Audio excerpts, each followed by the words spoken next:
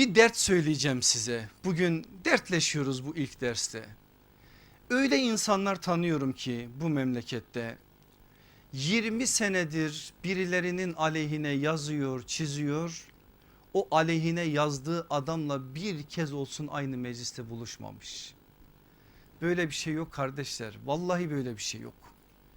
Biz hepimiz birbirimizle aynı fikirde olmak zorunda değiliz. Ama ne olur böyle eleştireceğimiz, tenkit edeceğimiz, görüşlerine katılmadığımız insanlarla bir bardak bir çay içsek beraberce. Bir sorsak bakalım, gerçekten biz o adamı doğru anlamış mıyız? O adam kendini doğru anlatmış mı? Ben bazen sosyal medyada kalemimin sınırı yok, yazıyorum, çiziyorum mesela.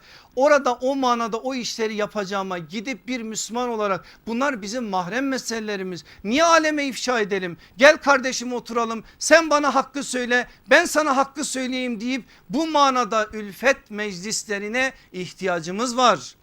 Eğer biz bunu yapmazsak düşman işte bizim bu manadaki çarpışmamızdan nasipleniyor. Emin olun bugün batılın gücü batıldan bizatihi kaynaklanmıyor.